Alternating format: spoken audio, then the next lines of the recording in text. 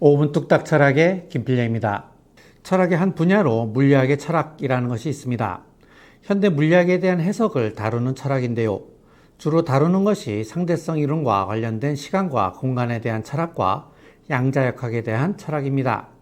시간과 공간에 대해서는 몇 차례 이야기를 했었고요. 오늘은 양자역학에 대해서 이야기를 하겠습니다. 20세기 최고의 양자역학 권위자인 리처드 파이만은 그 누구도 양자역학을 이해하지 못한다 라고 말했다고 하는데요. 자기도 잘 모르겠다는 거죠. 그런데 파이만이 양자역학이 어려워서 이해를 못하는 걸까요? 아니겠죠. 양자역학을 이해하지 못하는 이유는 양자역학이 우리의 뿌리 깊은 믿음에 부합하지 않기 때문입니다.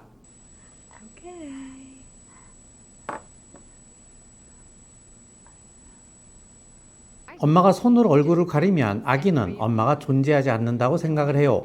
그러다가 엄마의 얼굴이 나타나면 아기는 그제서야 엄마가 존재한다고 생각을 합니다. 하지만 나중에는 엄마가 보이건 보이지 않건 간에 엄마는 거기에 계속해서 존재하고 있다는 믿음을 가지게 됩니다. 이것을 대상 영속성이라고 하는데요. 피아제에 따르면 아기가 태어나서 24개월 안에 이러한 대상 영속성을 습득한다고 합니다. 그런데 양자역학은 엄마가 보이지 않다면 엄마가 존재하지 않는 것이라고 말하는 것 같습니다. 그러니 양자역학을 이해하지 못하는 겁니다. 아니, 이해 못하는 것이 당연한 거예요. 누가 태어나자마자 가지게 된 최초의 믿음을 포기할 수 있어요. 그래서 누군가 양자역학을 이해했다고 하면 그것은 그 사람이 양자역학을 이해한 것이 아니라 그냥 양자역학에 익숙해진 것이라고 보아야 합니다. 하지만 양자역학은 엄연한 현실입니다. 왜냐하면 물리학자들은 양자역학이 옳다는 증거들을 속속들이 내놓고 있기 때문인데요. 그러니 어쩌겠어요. 이걸 버릴 수도 없고 그렇다고 이해하지도 못하겠고 그러니 이러저러한 해석들을 내놓는 겁니다. 저는 오늘 양자역학에 대해서 핵심만 간단하게 설명을 하고요. 양자역학에 대한 5가지 해석에 대해서 이야기를 하겠습니다. 제가 이야기할 해석은 코펜하겐 해석, 다세계 해석, 앙상블 해석, 숨은 변수 해석, 그리고 마지막으로 용기를 내서 양자역학에 대한 저의 해석을 이야기할까 합니다. 잠시 후 시작하겠습니다.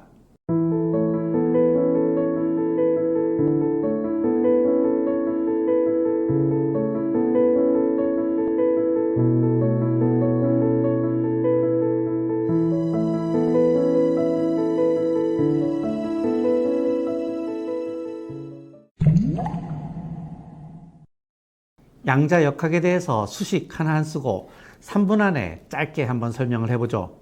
이중슬릿에다가 구슬과 같은 입자를 통과시키면 구슬은 뒤에 스크린에 이런 두 줄 무늬를 만들 겁니다. 그런데 여기에다가 파동을 통과시키면 파동은 뒤에 스크린에 이런 간선 무늬를 만들 겁니다. 그래서 뒤에 스크린에 만들어진 모양을 보면 슬릿을 통과한 것이 입자인지 파동인지 바로 알 수 있습니다. 두 줄 무늬가 생기면 입자, 간선 무늬가 생기면 파동이라는 것을 알 수 있죠. 그런데 여기에 전자 하나하나를 통과시켰는데 이런 간선 무늬가 생긴 겁니다. 이건 좀 이상하죠. 전자는 입자인 줄 알았는데 알고 보니 전자가 파동의 무늬를 만든 겁니다. 그런데 파동은 두 개의 슬릿을 동시에 통과하죠. 따라서 전자는 이 두 개의 슬릿을 동시에 통과했다고 봐야 합니다. 아무래도 이상해요. 그래서 이번엔 슬릿 옆에다가 감지기를 설치했습니다. 전자가 정말로 두 개의 슬릿을 통과하는지 관찰을 하겠다는 거죠. 그랬더니 이번엔 이런 두 줄 무늬가 생기는 겁니다. 전자가 갑자기 입자가 된 겁니다. 입자는 1번 슬릿을 통과하거나 2번 슬릿을 통과하죠. 전자는 처음에는 파동이었는데 감지기를 설치하니까 갑자기 입자가 되어버린 겁니다. 방사선 원소도 이와 마찬가지입니다. 방사선 원소는 관찰을 하지 않을 때는 붕괴하는 상태와 붕괴하지 않은 상태가 결정이 되지 않아요. 이것을 중첩 상태라고 하는데요. 이것은 마치 이중슬릿 실험에서 관찰하지 않을 때는 전자가 1번 슬릿과 2번 슬릿을 동시에 통과하는 것과 같습니다. 그런데 관찰을 하면 방사선 원소는 붕괴하거나 붕괴하지 않거나 결정이 됩니다. 이것은 마치 이중슬릿 실험에서 감지기로 관찰하면 전자가 1번 슬릿이나 2번 슬릿 중 하나를 통과하는 것과 같습니다. 그런데 이상한 박스를 하나 봅시다. 이 박스 안에 고양이가 한 마리 있는데요. 이 박스에는 방사선 원소가 붕괴되면 망치가 떨어지면서 독극물이 퍼지도록 설계가 되어 있습니다. 독극물이 퍼지면 고양이는 죽죠. 그런데 앞에서 관찰을 하지 않으면 방사선 원소는 붕괴 여부가 결정되어 있지 않은 중첩 상태이고, 관찰을 해야 방사선 원소가 붕괴되든지 붕괴가 안 되든지 결정이 된다고 했죠. 이 말은 결국 이 박스를 열기 전에는 고양이가 살았는지 죽었는지 결정이 안 되어 있는 중첩 상태이고, 박스를 열면 그제서야 고양이가 살아있던지 죽어있던지 하나로 결정이 된다는 겁니다. 이 고양이를 슈레딩거의 고양이라고 합니다. 먼저 보어와 하이젠베르크의 코펜하겐 해석에 대해서 봅시다. 이 해석은 많은 물리학자들이 표준적인 해석으로 받아들이고 있는 것인데요. 이 해석은 따로 설명할 게 없어요. 왜냐하면 제가 앞에서 양자역학에 대해서 설명을 할 때 바로 코펜하겐 해석을 따라서 설명을 했기 때문입니다. 코펜하겐 해석의 요지는 두 가지입니다. 첫째, 전자가 1번 슬릿에 50% 통과하면서 동시에 2번 슬릿에 50%로 통과하듯이 고양이는 50%로 살아있고 50%로 죽어있는 상태라는 겁니다. 전자나 고양이는 관찰하기 이전에는 이러한 중첩 상태로 존재한다는 겁니다. 둘째, 관찰자가 확인을 하면 중첩 상태가 하나의 상태로 결정이 된다는 겁니다. 전자를 관찰을 하면 전자는 1번 슬릿 또는 2번 슬릿을 통과한 것으로 확정이 되고, 고양이는 살아있거나 또는 죽어있는 것으로 확정이 된다는 겁니다. 즉, 관찰이 대상의 상태를 결정한다는 겁니다. 따라서 관찰자와 관찰 대상은 독립적으로 존재하는 것이 아니라는 겁니다. 두 번째 해석은 에버렛의 다세계 해석입니다. 다세계 해석에 따르면 고양이 박스를 열기 전에는 고양이가 살아있는 세계와 고양이가 죽어있는 세계가 하나로 합쳐져 있다가, 고양이 박스를 열어보는 순간 고양이가 살아있는 세계와 고양이가 죽어있는 세계로 나누어진다는 겁니다. 고양이만 두 마리가 되는 건 아니에요. 세계가 두 개가 되면서 박스를 여는 관찰자도 두 명이 되는 겁니다. 마찬가지로 관찰을 하면 전자가 1번 슬릿을 통과한 세계와 전자가 2번 슬릿을 통과한 세계가 나누어지고, 방사선 원소가 붕괴된 세계와 붕괴되지 않은 세계가 나누어집니다. 따라서 무한히 많은 수의 세계가 있다는 겁니다. 다세계 해석은 고양이가 50% 살아있고 50% 죽어있는 중첩 상태를 도저히 못 받아들이는 겁니다. 그래서 차라리 세계를 두 개의 세계로 만들어서 고양이가 100% 살아있고 고양이가 100% 죽어있는 상태로 만들어버린 전략이라고 할 수 있습니다. 하지만 문제는 하나의 세계에 속하면 다른 세계를 인식할 수 없다는 겁니다. 따라서 비록 다세계 해석이 옳은 해석이라고 하더라도 그것은 영원히 검증할 방법이 없는 겁니다. 아주 편리한 해석이죠. 다세계 해석은 처음에는 닐스 보어한테 털려서 거의 사장이 되었었는데요. 그런데 코펜하겐 해석에 한 가지 문제가 생긴 겁니다. 그것은 고양이가 살거나 죽는 것이 어떤 기준에 의해서 결정이 되는지 설명할 길이 없는 겁니다. 그런데 다세계 해석을 받아들이면 그런 문제 자체가 안 생기죠. 고양이가 100% 살아있는 세계도 있고 고양이가 100% 죽은 세계도 있으니까 둘 중에 하나를 선택할 필요가 없는 겁니다. 요즘에는 다세계 해석을 지지하는 사람이 꽤 많아져서 코펜하겐 해석과 다세계 해석이 양강구도라고 하기도 합니다. 다음은 막스 보른의 앙상블 해석입니다. 앙상블 해석에 따르면 중첩 상태는 그냥 확률의 불포일 뿐 거기에 존재니 뭐니 이런 걸 갖다 붙이지 말라는 겁니다. 상자 속에 고양이가 50% 살아있고 50% 죽어있는 상태라는 것은 한 마리의 고양이가 죽은 상태와 살아있는 상태가 중첩된 상태에 있다는 것이 아니라 많은 고양이가 같은 상태에 있을 때 그 중에 50%는 살아있고 50%는 죽어있다는 것을 뜻한다는 겁니다.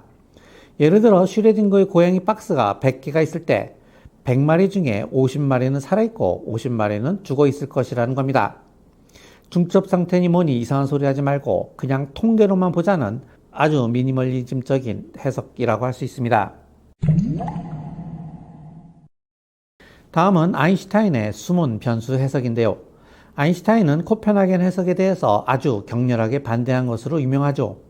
아인슈타인은 앙상블 해석을 발전시켜서 숨은 변수 해석을 제시했습니다.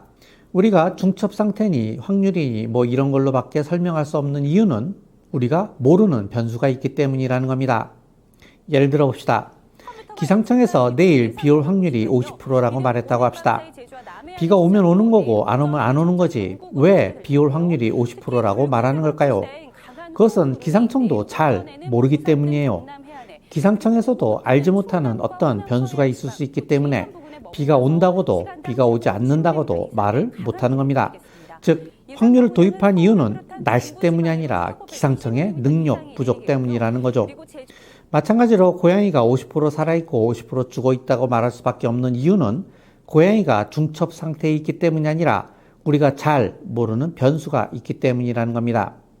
사실 박스를 열기 전에도 고양이는 살아있거나 죽어있거나 이미 결정이 되어 있는 것이라는 거죠. 그런데 아인슈타인의 숨은 변수 해석은 이미 끝났어요. 아인슈타인이 EPR 역설을 제시하면서 코펜하겐 해석을 뒤집으려고 했지만 실패했죠. 그래서 아인슈타인의 숨은 변수 해석은 완전히 폐기가 되었습니다. 하지만 숨은 변수 해석을 새로운 방식으로 부활시킨 사람이 있는데요. 그가 바로 데이빗 봄이에요. 봄의 입장은 기본적으로 양자역학을 더 자세하게 설명해줄 숨은 변수가 있다는 겁니다. 봄은 한때 아인슈타인으로부터 지지를 받았었다고 합니다. 봄의 입장은 이런 겁니다. 이중슬릿 실험에서 전자는 관찰을 하지 않으면 파동처럼 행동하고 관찰을 하면 입자처럼 행동한다고 했죠. 봄은 그렇지 않다고 합니다. 전자는 파일럿파라고 하는 파동을 타고 이동을 한다는 겁니다. 이때 전자의 위치는 결정이 되어 있다는 거예요. 고양이가 살아있든지 죽어있든지 결정이 되어 있다는 겁니다. 이때 봄이 말하는 파일럿파는 추상적인 파동이 아니라 실제로 존재하는 물리적인 파동을 말합니다. 여기서부터 봄의 해석은 조금 더 멀리 나가는데요. 이 파일럿파는 우주 전체에 꽉 차 있는 초양자장 때문에 생기는 것이라는 겁니다. 이 초양자장으로 우주 전체가 다 연결이 되어 있다는 겁니다. 즉 우주는 각각의 부분들이 단순하게 조합되어 있는 것이 아니라 유기적으로 연결되어 있는 하나의 통일체라는 겁니다. 여기에 대해서는 예전에 제가 칼 융의 동시성 현상을 이야기하면서 간단하게 설명한 적이 있는데요. 관심 있으신 분은 이 영상을 참고하세요. 봄의 해석은 초반에는 사이비 과학 취급을 받기도 했었는데요. 20세기 후반에 들어 봄의 해석을 지지하는 사람들이 많이 늘어나고 있다고 합니다.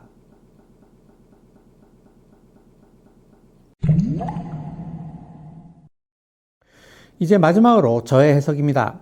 마지막 해석은 닥치고 해석입니다. 양자역학이 우리의 믿음 체계에 부합하느니 마느니 따지지 말고 그냥 닥치고 계산이나 하라는 겁니다. 이것은 수학에서의 형식주의와 비슷한 겁니다.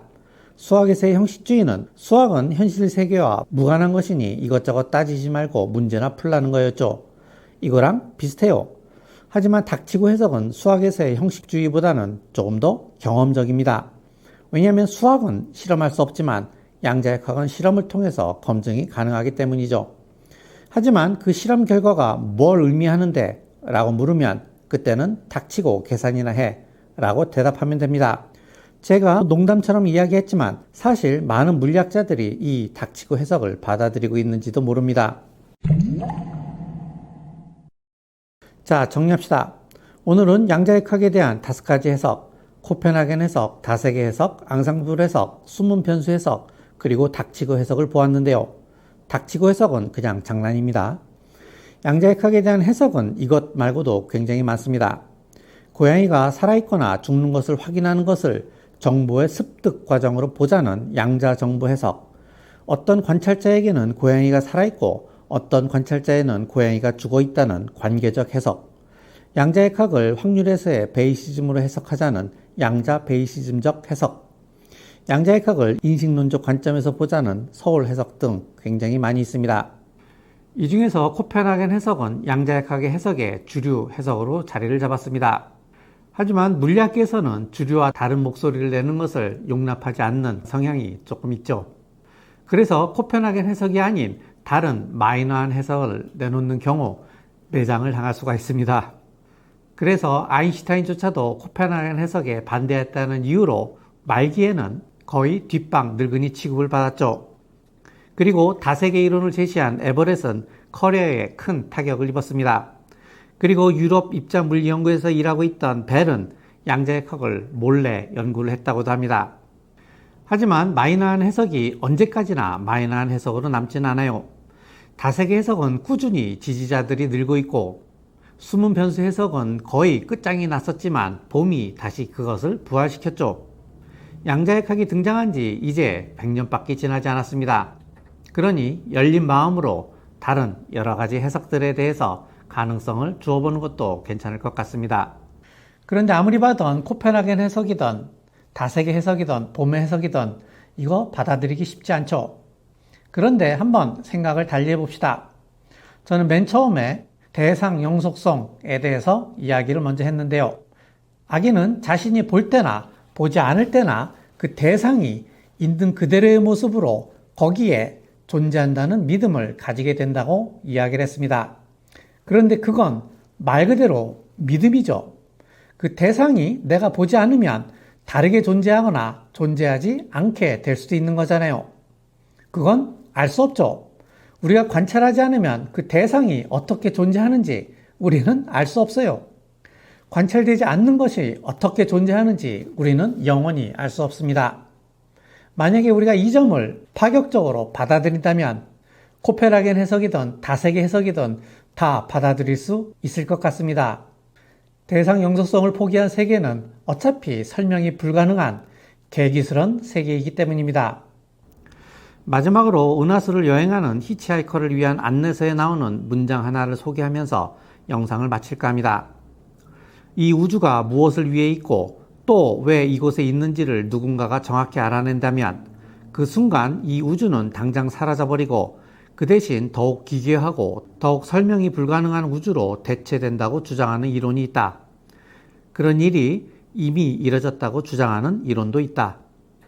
오늘은 이만 마치죠. 감사합니다.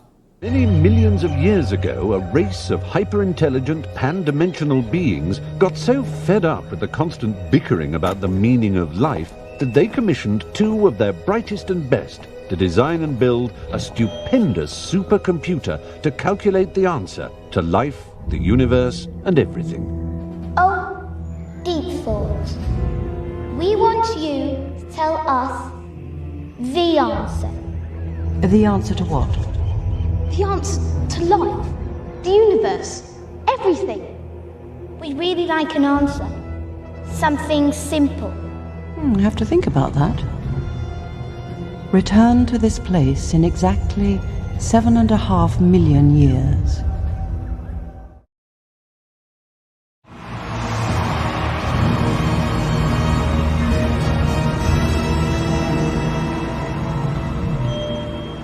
Deep Thought.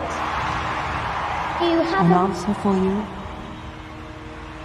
Yes, but you're not going to like it. It doesn't matter, we must know it. All right. The answer to the ultimate question of life, the universe, and everything is